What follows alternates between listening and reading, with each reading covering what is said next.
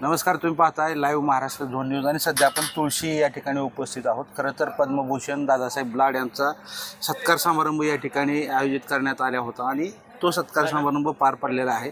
पण एक जाता जाता सहज एका व्यक्तीशी भेट झाली आणि नेमकं आता आपण आध्यात्मिक आणि वैज्ञानिक दृष्टिकोनातून सुद्धा आपल्या दारात असणारी, आपल्या अंगणात असणारी तुळस हिचं नेमकं महत्त्व काय आहे हे आपण त्यांच्याकडनं जाणून घेणार आहोत.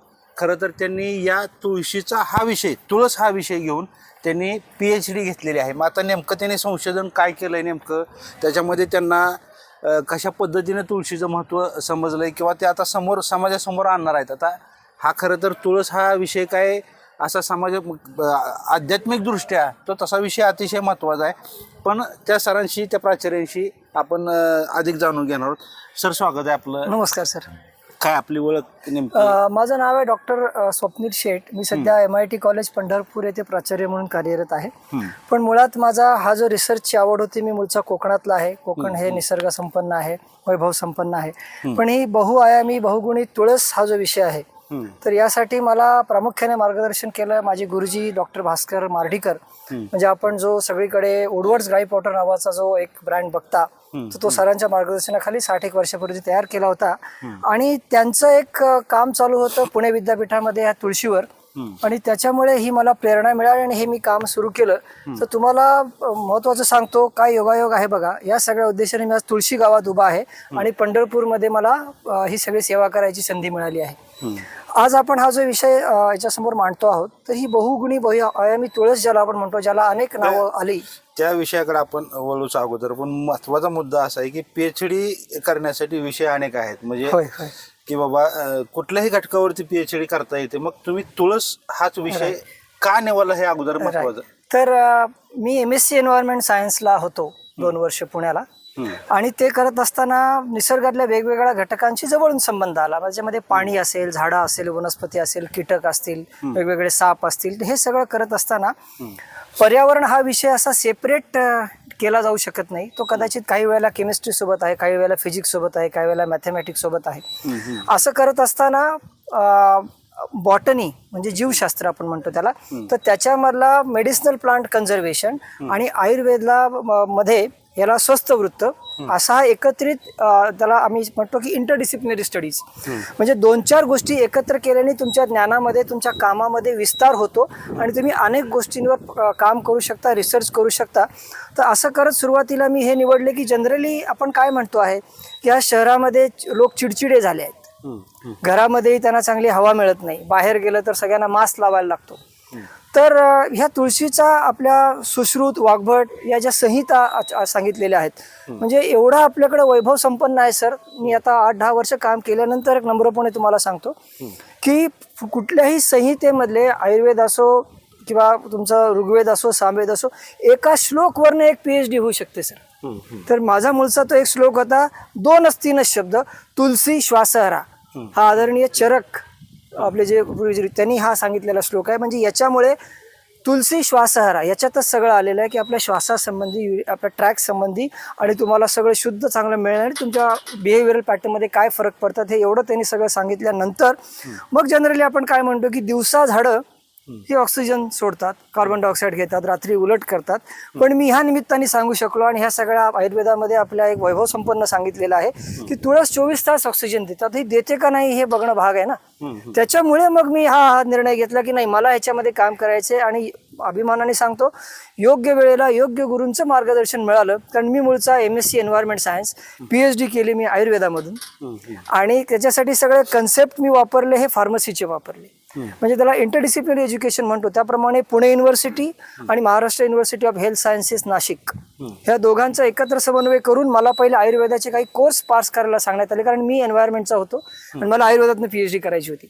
तर हा एक एक्सटेन्शन प्रोग्राम किंवा एक रिसर्च प्रोजेक्ट असतो की ज्याच्या आधारे तुम्ही दुसऱ्या एखाद्या विषयामध्ये काम करू शकता. आणि त्यासाठी सेपरेट काही प्रोसिजर आहे, ती सगळी पूर्ण करून आयुर्वेदाचे 3 क्रेडिट कोर्स पास करून मग मी ह्या कामाला सुरुवात केली.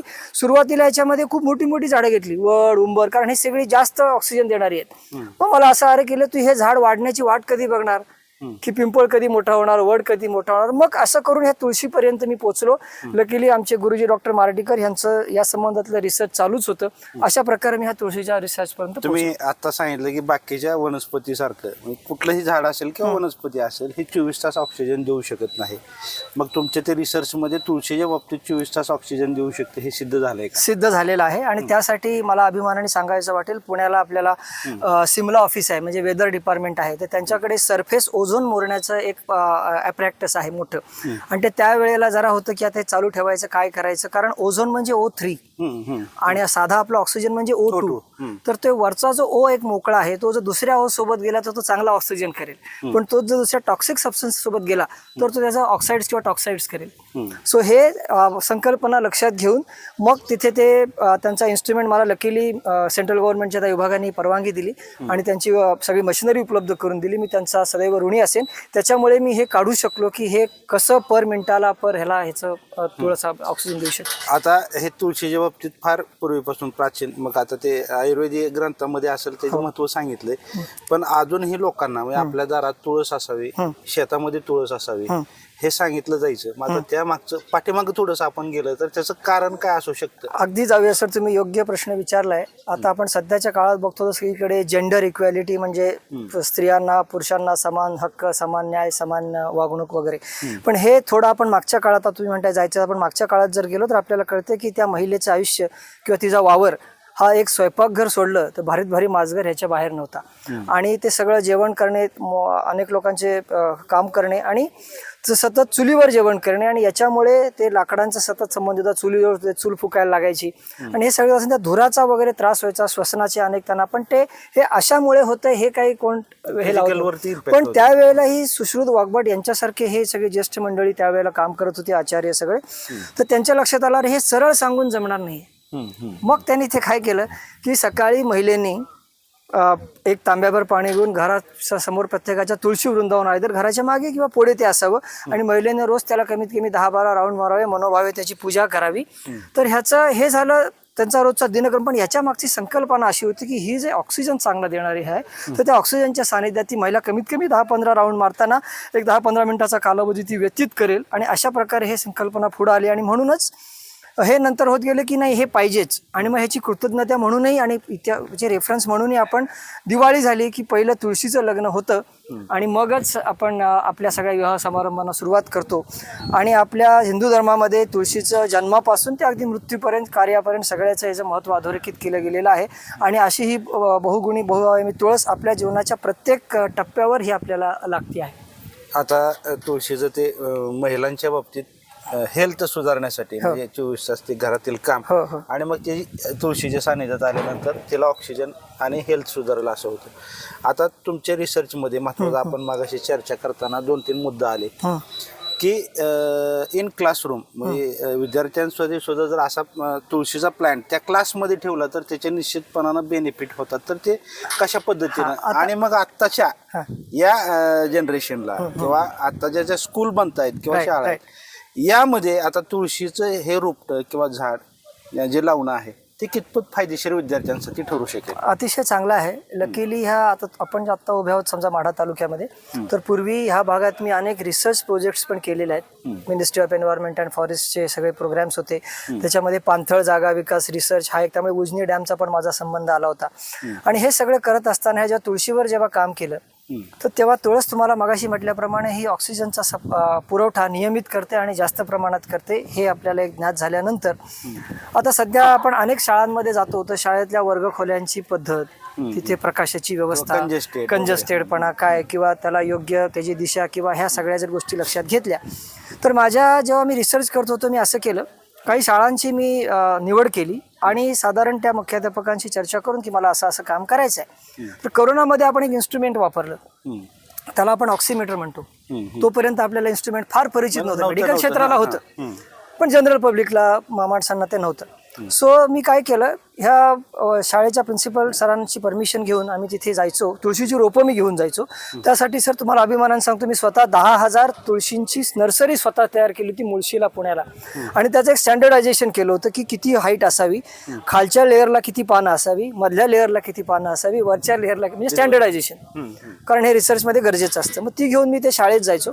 आणि जेव्हा ही सरांना सांगायची की मला असं असं करायचं आहे, तर ही तुळस वर्गात ठेवण्याच्या अगोदर मी त्या मुलांचं ऑक्सिमीटरनी रिडिंग घ्यायचो की त्यांचं ब्लड सॅच्युरेटेड ऑक्सिजन, ज्याला आपण SpO2 म्हणतो, आणि हार्ट काउंट किती आहे. आणि हे 2-3 तास ठेवल्यानंतर, म्हणजे प्री आणि पोस्ट कुठलाही आपण उपक्रम करताना हे असं केल्याच्या अगोदर आणि हे असं केल्याच्या नंतर डायरेक्टली बायप्रूफच.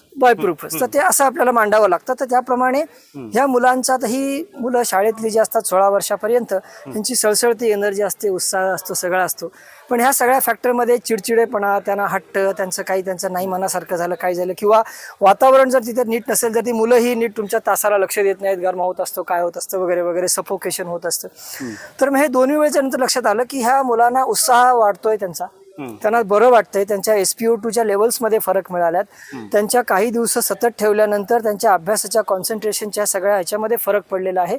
आणि हे सगळं आम्हाला ते वस्तुस्थिती दिसल्यानंतर मग लक्षात आलं की ही तुळस शाळेतच काय, पण आपल्या घरासमोर कुठेही, किंवा आपला कारखाना असेल, आपलं ऑफिस असेल, आपलं दुसरं काही व्यवस्था असेल, आपला एखादा तुमचा व्यवसाय असेल, कुठेही जरी हे तुम्ही व्यवस्था केली तरी हे तुम्हाला स्वच्छ ऑक्सिजन देईल, कॉन्सन्ट्रेशन तुमचं मेंटल ठेवील, दिवस तुम्हाला आल्हाददायक वाटेल. सगळ्यात महत्त्वाचं ही मॉस्किटो रिपेलंट म्हणून पण आहे. म्हणजे काय, तर आता हे काम करत असताना प्रचंड प्रमाण म्हणजे काही झोपडपट्ट्यांमध्ये, काही चांगल्या बंगल्यांमध्ये, काही अपार्टमेंट्समध्ये मी काही तुळशीची रोपं काही फॅमिलीजना दिली. त्यांना एक थोडंसं ऑब्झर्वेशन करण्यासाठी काही मुद्दे दिले. आणि असं म्हटलं की तुम्हाला तुळशीचं झाड मी ठेवत नाही, आणि ते साधारण किती डास चावतात. आता डास चावतात मोजायचं कसं, तर ते डास चावल्यानंतर तुम्हाला इचिंग होतं, वेदना होतं, किंवा काही जणांना लाल पुरळ वगैरे असायचं. ते मोजून तुम्ही ते ठरवायचं की मला किती चावले, आणि तुळशीचं ठेवल्यानंतर तुम्हाला किती चावले, असं एक त्यांना काही देण्यात आलं. त्याच्यानंतर त्यांच्या एकंदर राहणीमानामध्ये, त्यांच्या उत्साहामध्ये काही फरक, त्याचं एक थोडं मॉनिटरिंग आपण केलं. तर हे सगळ्यानंतर असं लक्षात आलं की ही मॉस्किटो रिपेलंट आहे. बरं, हे ठेवलं तर साप पण थोडे लांबच राहतात.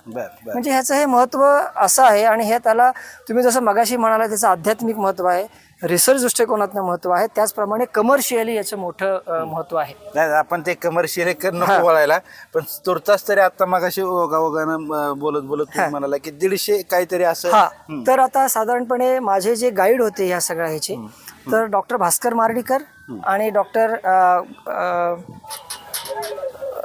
आपल्या पुण्याला जी आयुर्वेदिक रसशाळा आहे, डॉक्टर BK भागवत, भालचंद्र भागवत, तर जवळजवळ 200 वर्षापूर्वीची जुनी रसशाळा आहे की जिथे अजूनही आयुर्वेदाच्या पद्धतीप्रमाणे औषध निर्मिती केली जाते.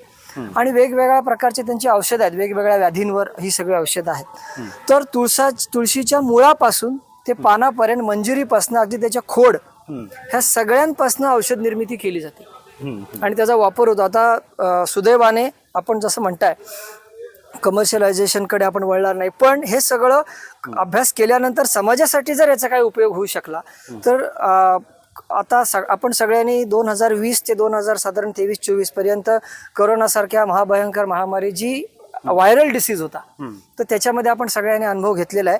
तर त्याच्यामध्ये मी पुण्यासारख्या ठिकाणी जवळजवळ 2-2.5 लाख लोकांना याचा काढा किंवा ड्राय स्वरूपात हे आम्ही दिलं.